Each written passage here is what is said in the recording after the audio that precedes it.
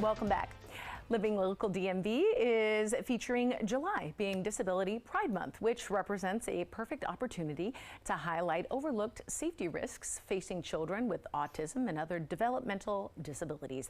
Joining us on the show today is Shari Bailey from Laila's Gift. Thank you for joining us. Thank you for having me.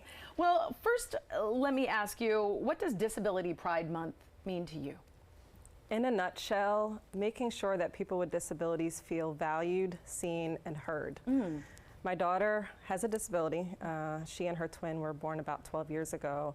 And I learned along the way, as not just her mom, but also her caregiver, that disability affects everyone.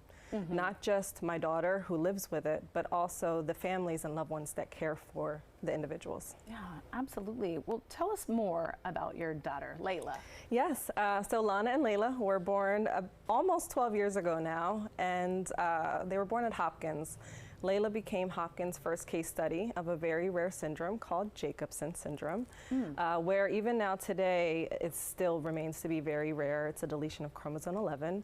And along the way, we've learned so many things. She wasn't supposed to make it past 2 years old. She is now almost 12 with her sister. And along the way, she adopted autism and epilepsy, and she lives to be nonverbal as well. But ultimately, she's a gift, and she's shown us, her family, so much. And she inspired Laila's Gift. Laila's Gift was inspired because of the celebrations that we throw for children with special needs. Really inspired by our journey with Laila and not knowing if she would make another birthday. But then ultimately it grew into advocacy, and it grew into supporting not just the Lailas, but also the Lanas, the siblings, and also the caregivers. Yeah, the support system. Absolutely. Tell us more about the nonprofit. Our mission at Laila's Gift is to advocate for, support, and celebrate children with special needs and disabilities. And it really was that, Karina. We started with throwing free birthday parties for children with special needs. Oftentimes in that community, you have children that don't have lots of friends or any friends. Yeah. You have children that have never had a birthday party. And then you have children that don't know if they'll make it to the next year. So that was one of the big motives for our establishment, was to throw free birthday parties to make sure that children felt celebrated. Yeah. And it evolved. Advocacy came next, and we actually passed some laws here in Maryland recently around safety for people that elope, which happened with Laila about 6 years ago. And then we have sibling programs and caregiver mental well-being programs. So we found, raising a child with special needs, that caregiving really started the day I gave birth to Laila, but I did not know that. I'd never connected those dots. I was just mom. But there's a very different duty that comes with caregiving than being a mom.